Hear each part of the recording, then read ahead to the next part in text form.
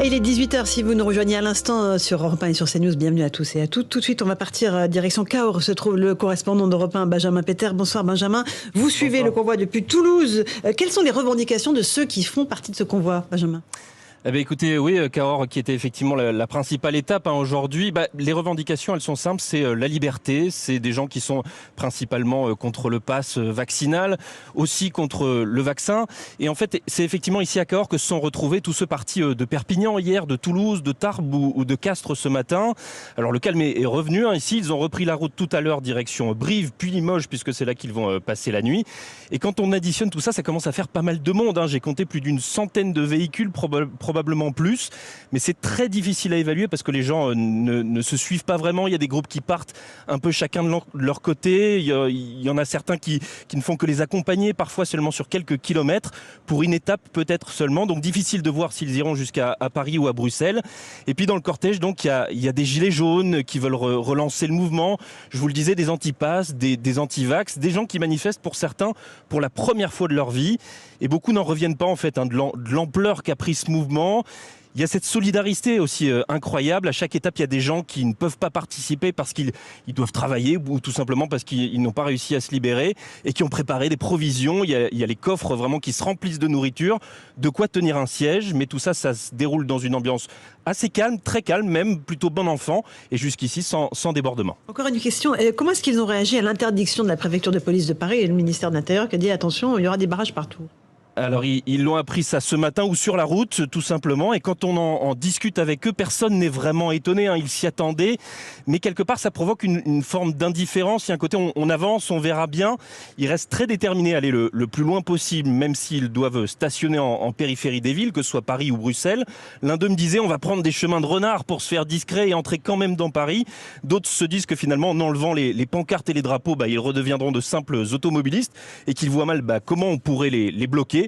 Mais globalement, tous revendiquent vraiment ce caractère pacifique de ce mouvement et personne n'a vraiment l'intention de passer en force, d'aller à l'affrontement, ne serait-ce que pour une chose simple. Ils montent avec leur voiture, leur van, leur camping-car et ils ont bien l'intention de rentrer chez eux avec ce véhicule en un seul morceau, même s'ils ne savent pas encore vraiment tous quand est-ce qu'ils rentreront. Merci beaucoup. Benjamin Peter, le correspondant d'Europe 1 à Cahors. Effectivement, François Pupponi, on ne voit pas l'intérêt d'aller mettre la capitale à feu et à sang pour ces manifestants. Mais en même temps, ils vont se retrouver face à des policiers qui seront très déterminés. Oui, mais ça va être compliqué pour les policiers parce que on voit bien, des fois, les routiers font un peu la même chose, ou les taxis, ils rentrent sur le périphérique puis ils bloquent la circulation.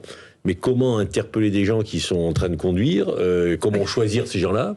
Parce qu'ils n'ont pas forcément tous des banderoles ou des drapeaux ou des manifestations d'opposition, ça va être très compliqué. Et à partir du moment où la circulation est bloquée, tout le monde est bloqué. Et faire le tri entre les automobilistes qui sont par là pour rentrer chez eux ou aller au travail et ceux qui viennent manifester, ça va être compliqué. Donc on verra bien. Alors ça prend pour l'instant pas beaucoup d'ampleur. C'est relativement raisonnable. Donc je pense que les autorités font monter la pression pour essayer de décourager le maximum de participants. Après on verra bien comment ça se passera. Mais je pense que demain ça va être un peu compliqué autour de Paris. Eugénie Bastier. Oui, ça doit inquiéter le gouvernement ou c'est pas vraiment? On sent une certaine fébrilité de la part du gouvernement. On a vu Gabriel Attal reconnaître qu'il y avait une forme de lassitude du pays face au pass vaccinal et aux mesures restrictives, envisager la fin du pass fin mars, début avril.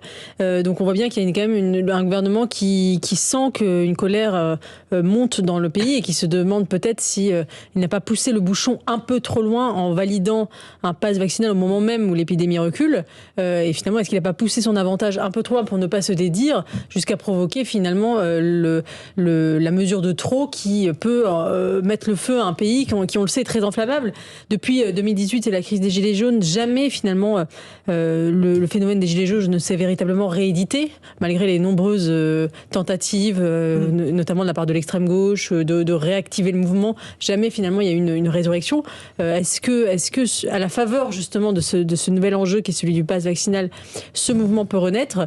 Ce sera intéressant à suivre, sachant que là effectivement on a des revendications qui ne se recoupent pas totalement, qui sont assez assez hétéroclite. D'une part, la revendication de la liberté. La même chose pour les Gilets jaunes. Et l'autre, et vous avez raison, pour les Gilets jaunes, mais qui manifestent une forme de sécession politique et fait des personnes qui ne sont pas représentées dans l'arène politique. Ça, c'est important à dire. Qui ne se sont pas représentés, qui ne sont pas représentés même parmi les candidats à la présidentielle, puisque vous n'avez aucun candidat à la présidentielle qui représente, par exemple, les antipasses ou les anti-vagues, je ne sais pas comment il faut les appeler, mais donc ce sont des gens qui n'ont pas de représentation politique et qui manifestent autrement. Alexandre Devecchio ? Bon, moi je les trouve assez sympathiques. Ce sont des Gaulois gentiment réfractaires, je trouve. Bon, ils vont peut-être rajouter un peu d'embouteillage à Paris, mais ça changera pas grand-chose. Ils ont rétabli la frontière entre la Belgique et la France, puisque les Belges vont annoncer qu'ils les arrêteraient à la frontière. Non, moi je partage ce qui a été dit. Alors, avec une nuance près, Eugénie dit le mouvement des Gilets jaunes n'a pas été réédité. Je pense qu'il est jamais mort. En réalité, il a été récupéré par la gauche radicale dans un aspect que j'aimais pas beaucoup, mais je crois que là, ces gens qui ne se sentent pas représentés, qui semblent un peu humiliés, qui viennent de la province, continuent à être en alerte, continuent à se sentir, à contester des élites politiques au sens large qui apparaissent selon eux déconnectées. Je crois qu'il y a tout ça qui se mélange et que le pass est finalement un peu un prétexte et qu'on va voir dans le futur de plus en plus de ce type de mouvement qui ressemble un peu à des jacqueries et qui n'ont rien à voir avec les mouvements qu'on voyait avant, qui étaient dirigés par des syndicats, derrière lesquels il pouvait y avoir des organisations politiques. Ça participe, je trouve, de la recomposition politique en marche et de la crise de régime et de système politique dans laquelle on est englué maintenant depuis des années. Karim Zerebi sur... Écoutez, moi je considère que ce mouvement, il cristallise à la fois des colères au nom effectivement des contraintes que le pass vaccinal impose à une partie de nos compatriotes qui n'ont pas souhaité se faire vacciner. Une inquiétude sur les enjeux de pouvoir d'achat qui semble effectivement pas être au cœur de la campagne, malgré le fait que ce soit le thème prioritaire dans les attentes de nos compatriotes.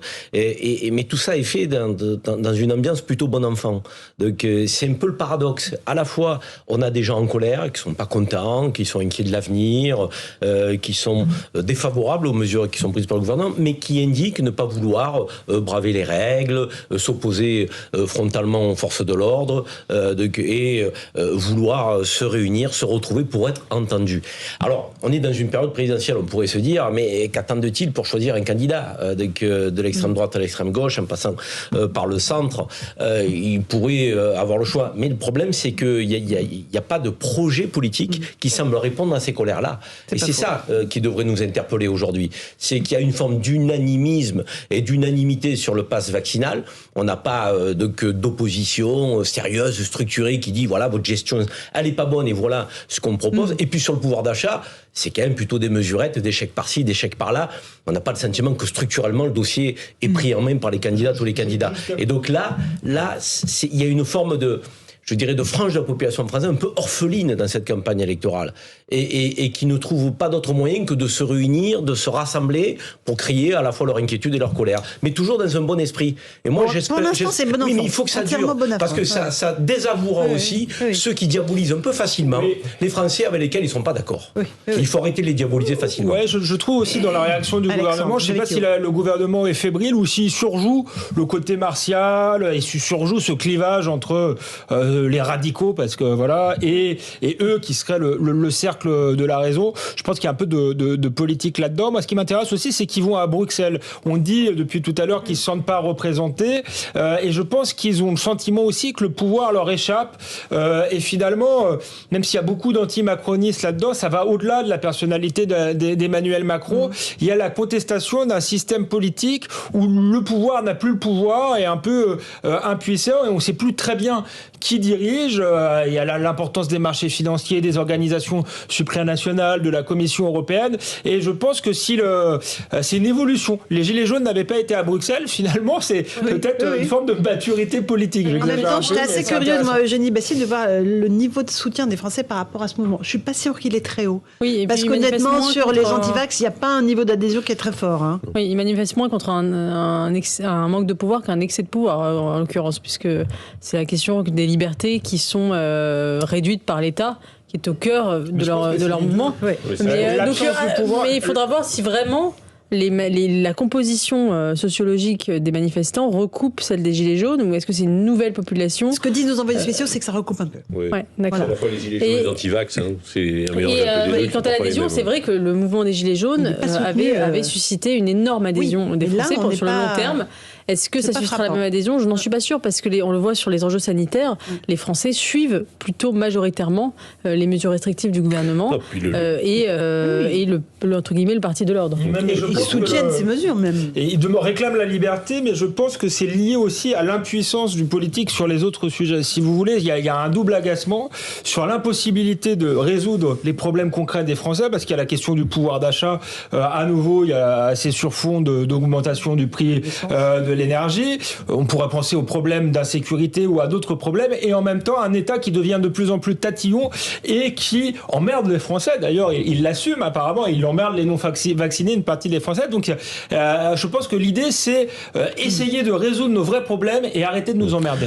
Sauf que la François position du Pupponi, gouvernement est assez claire, député. du préfet de police qui dit je serai intransigeant.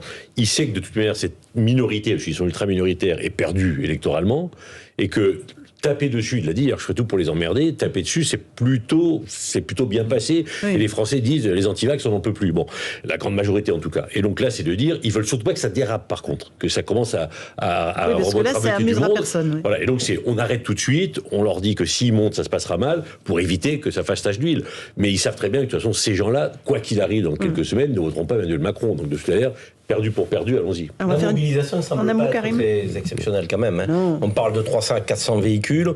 Si on met 4 personnes par véhicule, on est à 2000 personnes. Hein. Bon, on verra Pas tout à fait, ça demain.